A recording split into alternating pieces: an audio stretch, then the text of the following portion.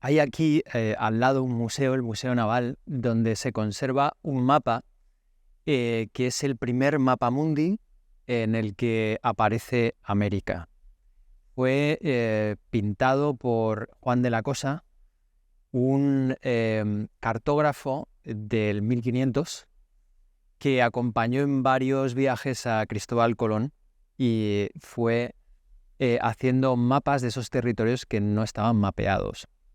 Yo me imagino el emprendimiento como algo parecido, es decir, entrar en un terreno, en una frontera donde no hay mapas, donde hay mucha incertidumbre y uno tiene que caminar intentando atraer el máximo conocimiento posible para poder dar los pasos adecuados. Y Diego, me pregunto, ¿cuándo te picó el bicho del emprendimiento? Bueno, muy buen ejemplo, ¿eh? El de Juan de la Cosa. La verdad que yo creo que sí que realmente estamos continuamente explorando. Y yo creo que así fue como me surgió a mí ese bicho del emprendimiento, ¿no? Siempre fui un niño muy curioso, muy inquieto. No es algo que me haya venido de familia, porque tanto mis padres como mis 4 hermanos mayores son funcionarios. O sea, imagínate, el caldo de cultivo no era el mejor para emprender. Pero desde muy, muy, muy chiquito siempre estaba emprendiendo. Desde la fiesta de final de EGB para hacer el viaje de fin de curso, montando algo para generar ingresos. Posteriormente, la inquietud de querer avanzar y empecé a hacer un proyecto para montar en mi pueblo. Yo soy de un pueblecito de Madrid que se llama El Pardo y yo quería montar una cadena de comida rápida, la llamé Faster Food. Y no sé, tendría apenas 16 años, me busqué la vida, busqué en el Instituto Madrileño de Desarrollo, en el IMADE, cursos para aprender a emprender, ¿no? Porque yo no sabía ni lo que era. Y fue algo espontáneo y natural. O sea, realmente con el paso de los años me di cuenta que lo llevaba dentro y que estaba ahí. Y ahora con 46, pues lo que entiendo es que no sé hacer otra cosa y que realmente soy lo que se denomina un emprendedor en serie. ¿Y no crees que emprender también conlleva cierta adicción? Es decir, estos exploradores antiguos, muy probablemente el volver a casa, quizás por unas semanas podrían estar descansando, pero luego les volvería a picar el bicho del emprendimiento. Pues así es. Yo llevo 25 años emprendiendo, siempre en el mundo de Internet. Actualmente estoy con mi 5.º emprendimiento. Siempre dices que va a ser el último porque es verdad que, bueno, pues es muy intenso, ¿no? Y muy desgastante, pero no lo puedes evitar. O sea, algunos colegas hablamos siempre de que es como un virus que tienes dentro y que te obliga a materializar una idea que se te viene a la mente. Es algo así, algo parecido a ese virus, como te contaba, en el que es imposible evitar materializar las ideas. Y cuando uno se enfrenta a un entorno de incertidumbre, siempre, o sea, es obvio que ha de cometer errores. No sé si puedes recordar algún error, algún fracaso reseñable en tu carrera. Uf, muchísimos, ¿no? Yo creo que al final los que empezamos en el mundo de Internet en el año 97, O sea, en la revolución.com, vamos. en la revolución absoluta, o sea, en el 97 no existía Google, por ejemplo, entonces es un buen ejemplo para dejar claro en qué momento temporal estamos hablando, ¿no? Y en España, pues imagínate. Por tanto, a mí se me unió la juventud, algo que yo creo que es mal compañero de viaje en un emprendimiento de estas características, con todo lo que teníamos que aprender del sector, porque todo estaba por hacer. Entonces, esa fórmula del learning by doing realmente aplicó 100% en los proyectos que arrancábamos en el sector de Internet. Pero cometí muchos errores que sí que podía haberme evitado, ¿no? los temas legales, los temas financieros. Muchas veces los emprendedores de este sector, que nos enfocamos mucho en el producto o en el modelo de negocio, dejamos de lado algunas cosas básicas del mundo empresarial de toda la vida. Y las empresas de Internet no dejan de ser empresas, ¿no? Y yo creo que ahí el emprendedor digital sigue cometiendo bastantes errores en este sentido. Por tanto, los que más me han impactado a lo largo de mi carrera ha sido quizá no sentar de manera sólida las bases principales de un emprendimiento. Evidentemente lo he aprendido con los años y lo he ido cambiando, ¿no? Pero eso ha sido quizá lo que más daño me hizo al principio y lo que hizo que mi primer emprendimiento fracasara. Es verdad que llegó el pinchazo de las .com y ahí nadie se pudo salvar, pero impactó demasiado el no haber sentado unos cimientos sólidos. ¿Cómo crees que es la mejor forma de afrontar un error o un fracaso? Bueno, yo creo que el primer proyecto que, como te digo, fracasó y para mí tuve una sensación extraña porque yo me enamoré de mi proyecto. O sea, me enamoré, pero me enamoré de verdad. Entonces, cuando el proyecto murió, sentí una pérdida desgarradora. Entonces, eso también fue un grandísimo aprendizaje, porque uno tiene que vivir los negocios con pasión, pero no de la manera en la que yo lo viví. Entonces, cambia mucho la perspectiva. La pasión es importantísima, es un valor para mí clave en cualquier emprendimiento, pero que no te arrastre.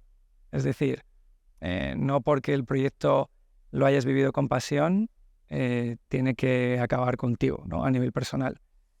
Entonces, con el paso de los años y tras estos 25 años emprendiendo, cada uno de estos errores, que han sido muchos y variados, pues me han ido curtiendo y me han ido dando un callo como emprendedor que me ha hecho, bueno, pues enfocar el proyecto actual de una manera muy, muy, muy diferente, ¿no? Entonces, yo creo que igual, ¿no? Hay que quedarse con esa frase de que a veces se gana y a veces se aprende.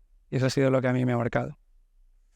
Fíjate, hay una cosa muy curiosa en unos datos preliminares que tenemos con emprendedores de la nueva economía o alto impacto, ¿no? Y cuando preguntamos por qué entraste en este proceso de emprendimiento y damos muchas opciones, las más puntuadas, con mucha diferencia, son aquellas de índole espiritual.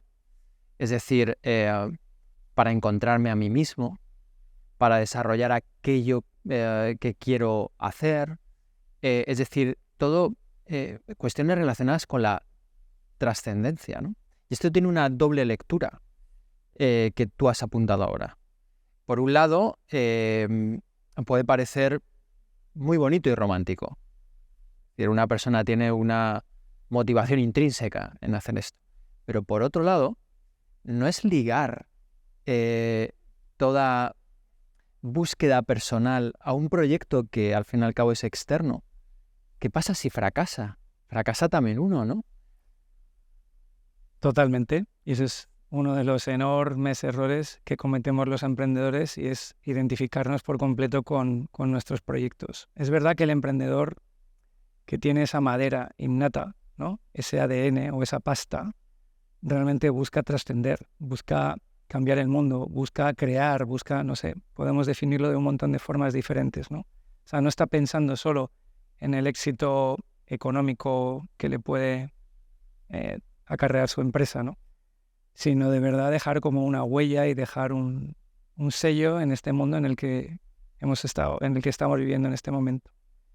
Pero a la vez tendemos a identificarnos demasiado con nuestra empresa y eso es un arma de doble filo, porque eso nos hace vivir con muchísima pasión e intensidad el emprendimiento, lo cual nos ayuda a superar situaciones súper difíciles, pero como bien dices, si el proyecto va mal, nosotros nos sentimos que somos la peor persona del mundo, el peor empresario del mundo y que no valemos para nada. Eso es algo que es un denominador común en el casi 100% diría de los emprendedores.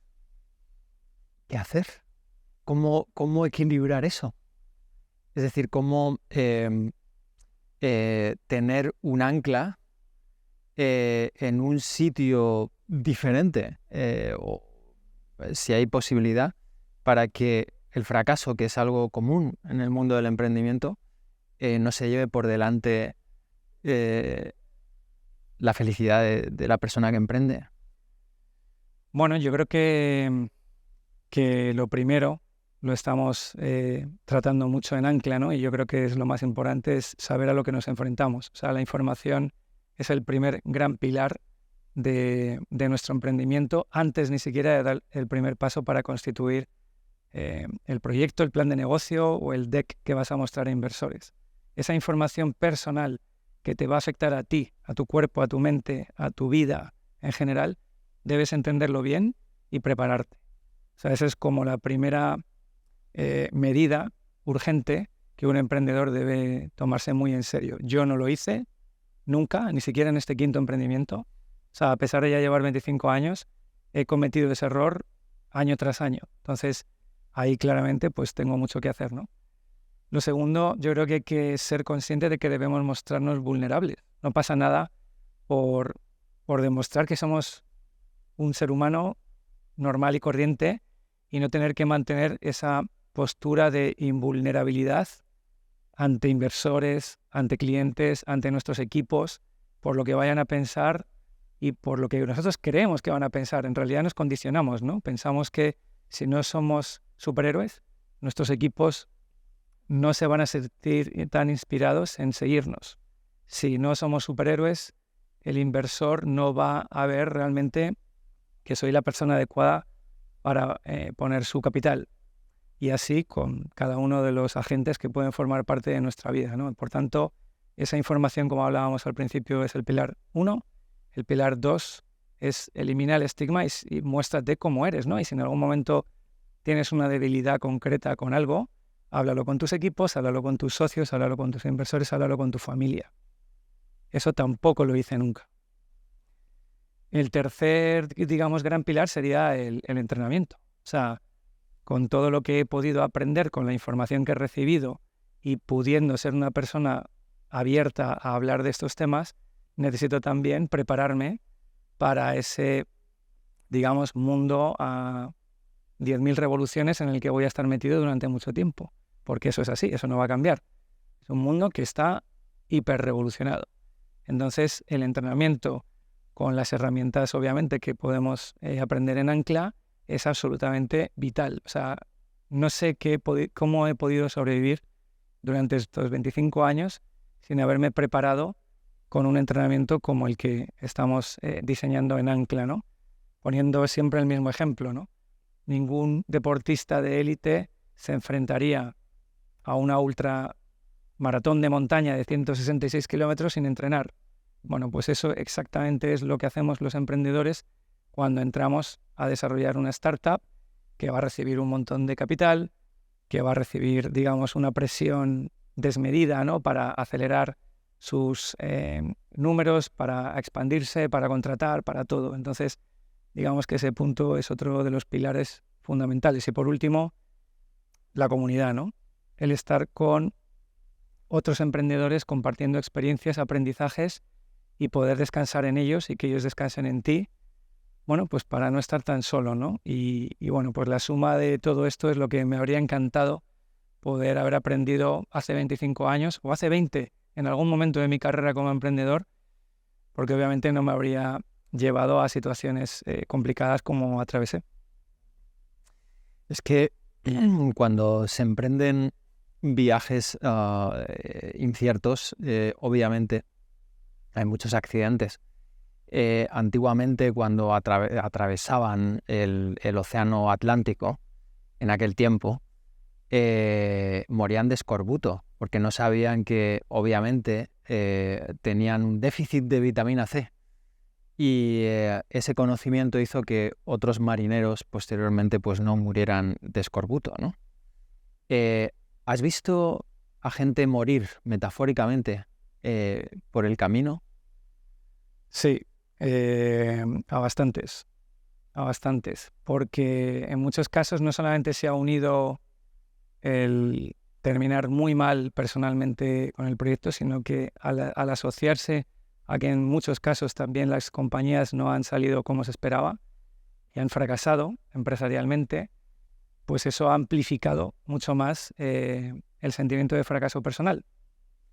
Y el no tener herramientas para poder afrontar ese duelo, pues me ha hecho ser, digamos, espectador en primera persona de situaciones dramáticas con algunos colegas del sector, ¿no?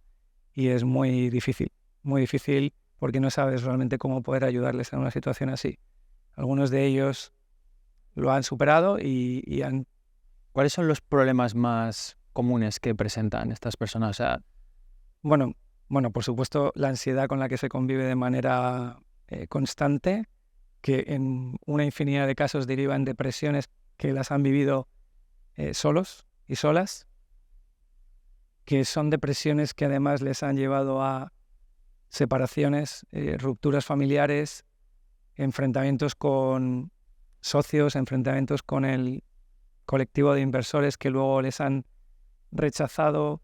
O sea, ha sido una dinámica de autodestrucción que no solamente les ha dejado muy tocados personalmente, sino que luego ha marcado su futuro profesional por no haber sido transparente, sincero y haber eliminado ese estigma que hablábamos antes para poder decir, estoy mal, necesito ayuda, y haberlo hecho al principio.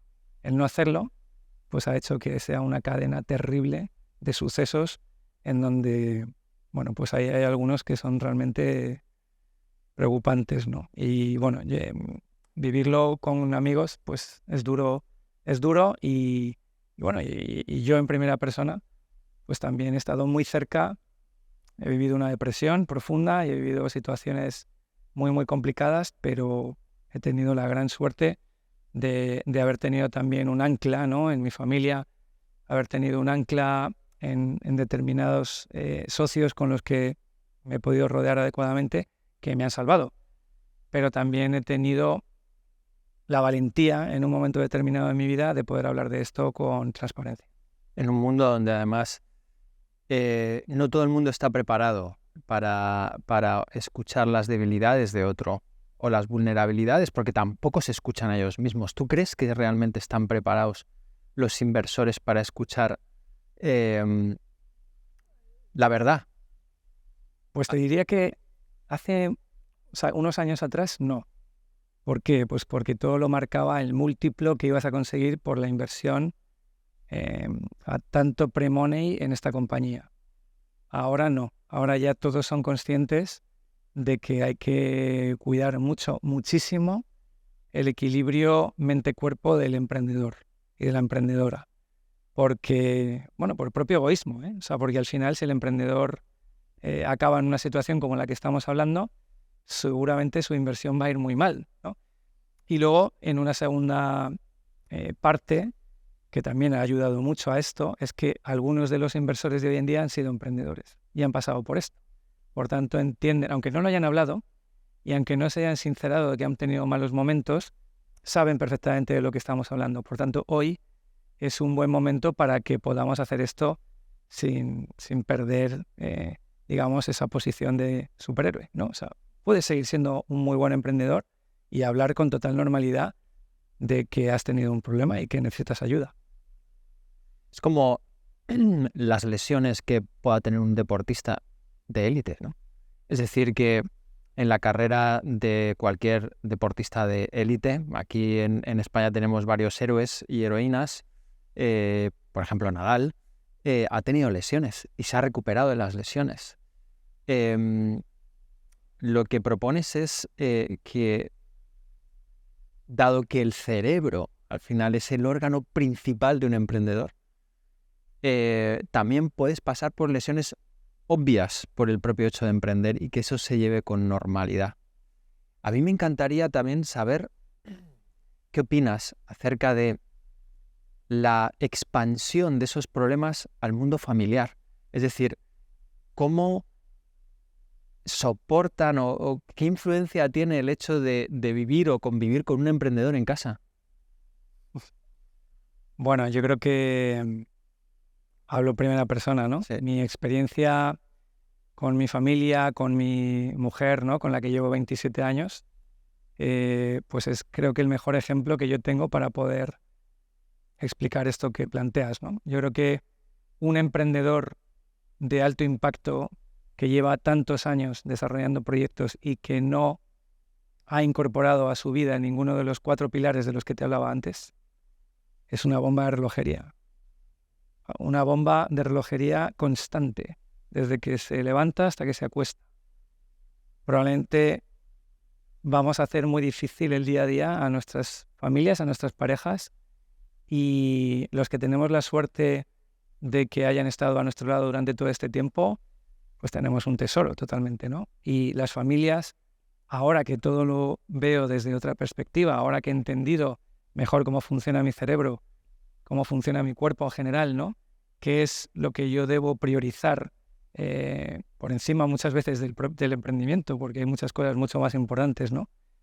Me ha hecho entender que la familia yo creo que es el epicentro de todo en mi caso, ¿no? Para poder tener ese equilibrio, ¿no? Para mí es fundamental, es mi ancla. Y sin ellos probablemente seguiría a la deriva, ¿no? Entonces yo creo que hay que unir un poco todo, ¿no? Si tienes familia o si tienes pareja, es algo que debes tener muy en cuenta, que debe ser parte protagonista de tu equilibrio junto con todo lo demás. Por tanto, sí, es absolutamente clave cuidar y tener muy cerca a los tuyos. Mientras hablabas, estaba pensando también en algo que tú y yo hemos hablado en algún momento.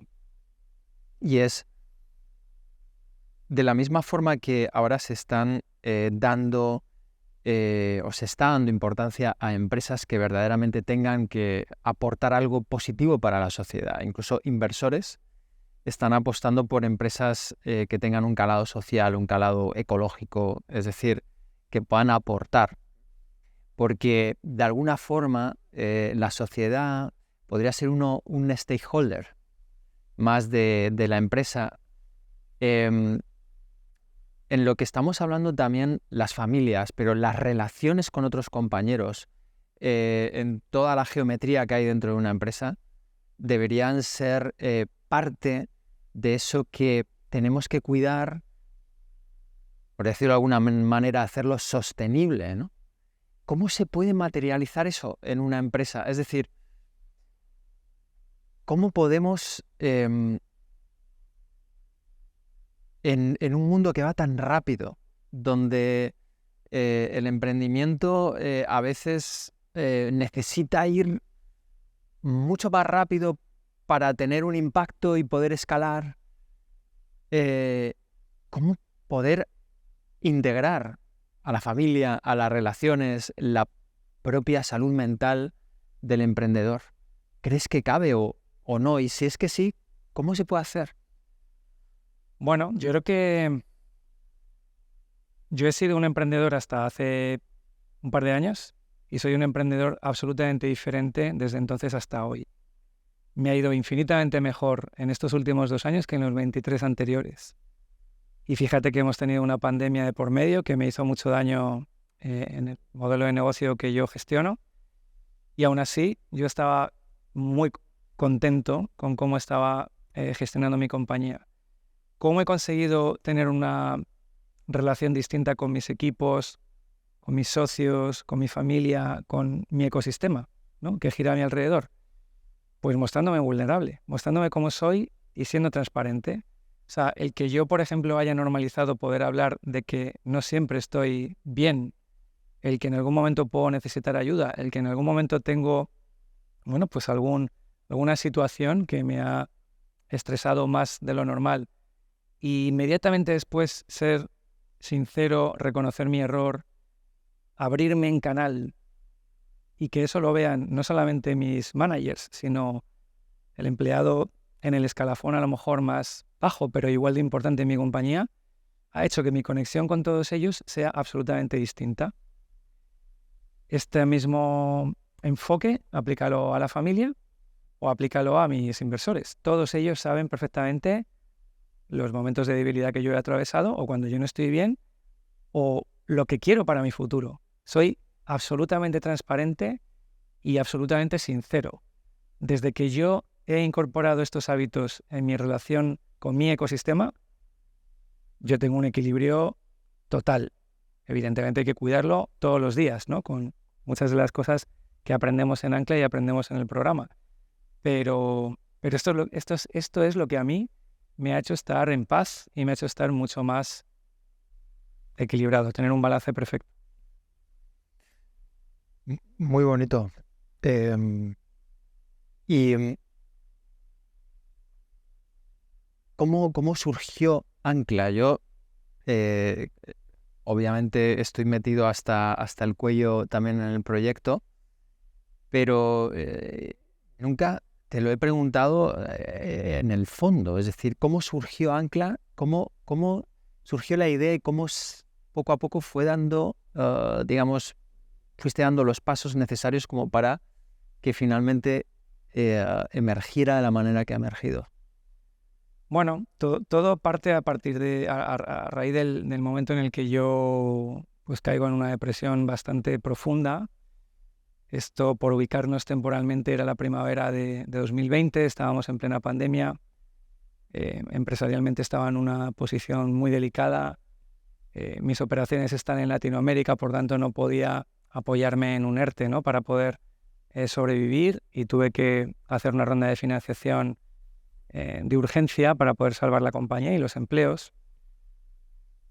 Y a partir de ahí, una vez que ya estaba metido, digamos, en ese pozo, ¿no?, ya estaba en el final, ya no podía tocar más fondo, quise entender por qué había llegado ahí. O sea, nunca me había interesado en saber por qué tenía estrés. Yo sabía, era consciente de que tenía estrés porque había tenido episodios donde el estrés me había causado una miopericarditis, una esplenomegalia, se me inflamaban los órganos, o tenía problemas de piel. Entonces consideraba que eso formaba parte del emprendimiento y que eran las reglas del juego y ya.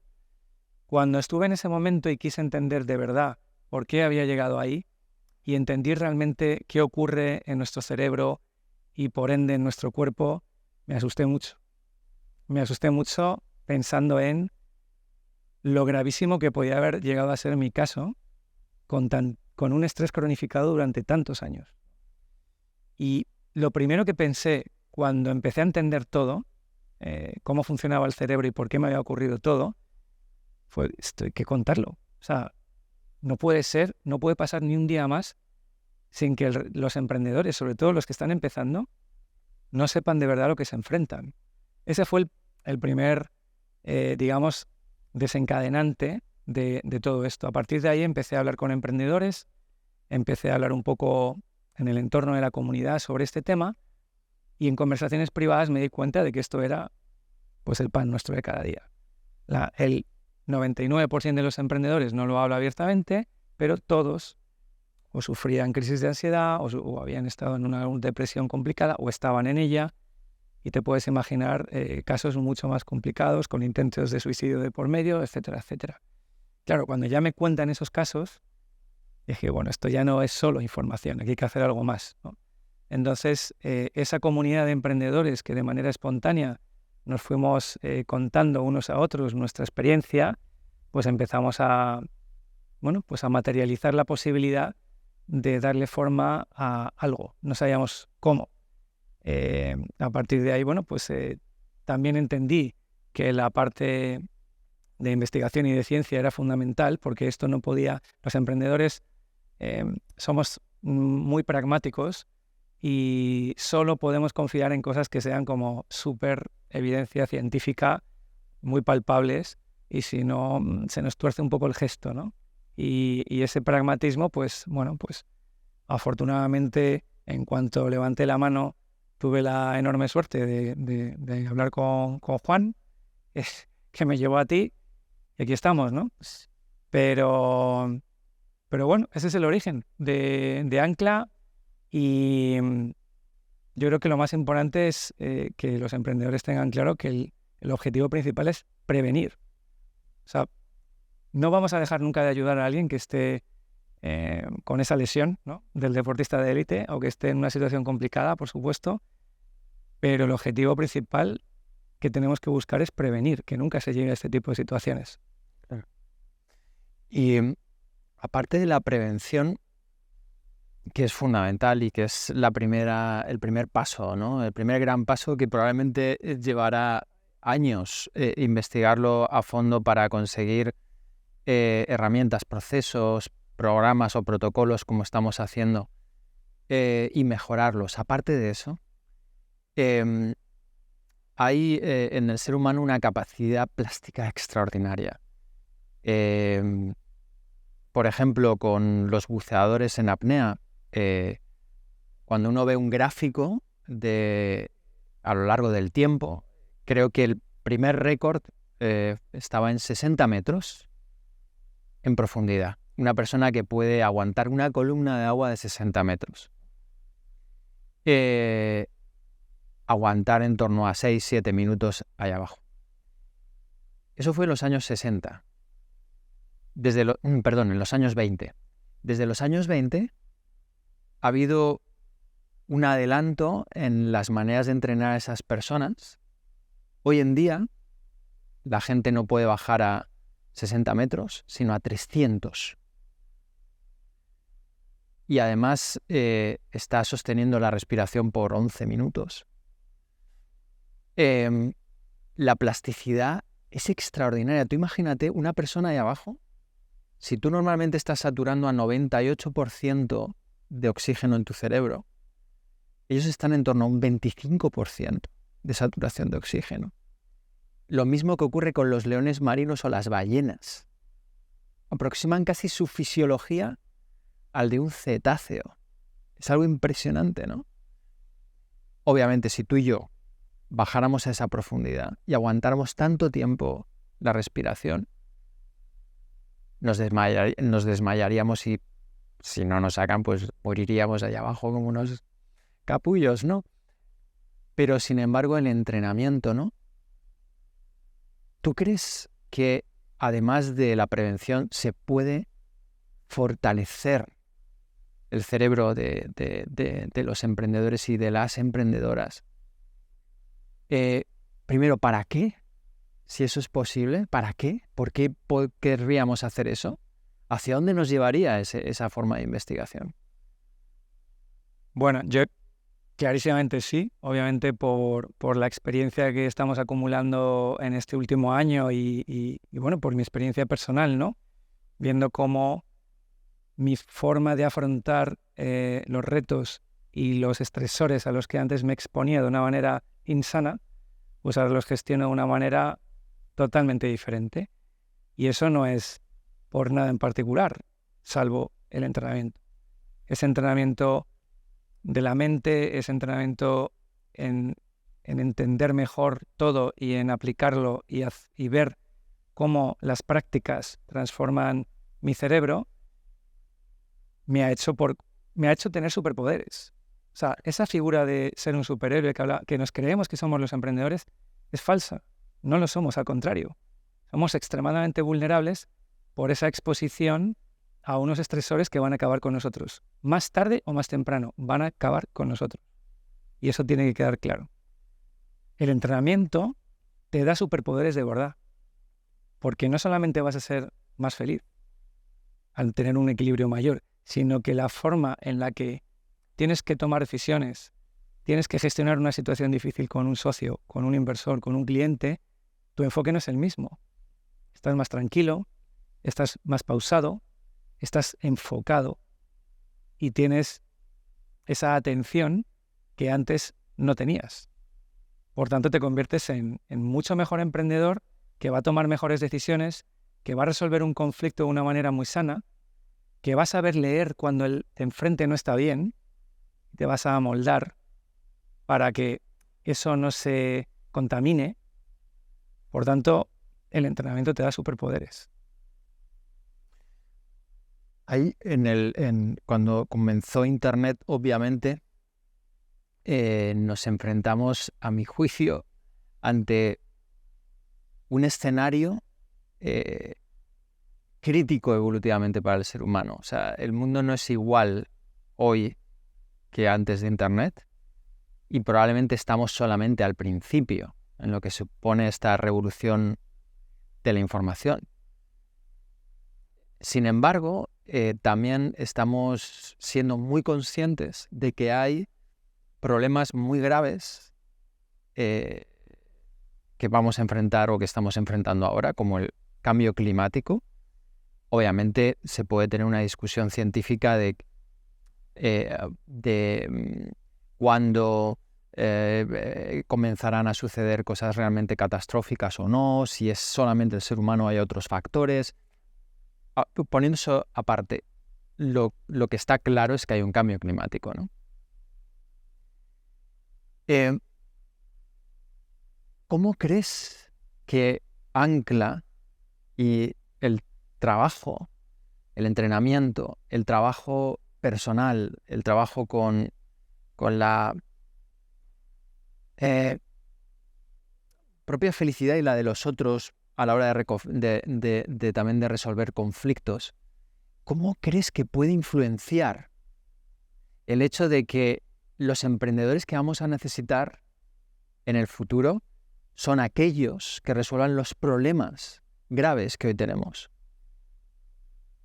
Bueno, pues el impacto puede ser gigante, ¿no? Puede ser extraordinario, y ese es uno de los grandes puntos de motivación que todos los que formamos parte de Ancla tenemos, ¿no? O sea, yo aspiro a que todos los emprendedores que formen parte de los programas, que se entrenen, ¿no? Que tomen conciencia de cuidarse y que vayan a enfrentar estos problemas que hay que resolver en el futuro, tanto en aspectos como el cambio climático como en cualquier otro, van a ser muchísimo mejores emprendedores que he sido yo, por ejemplo, ¿no?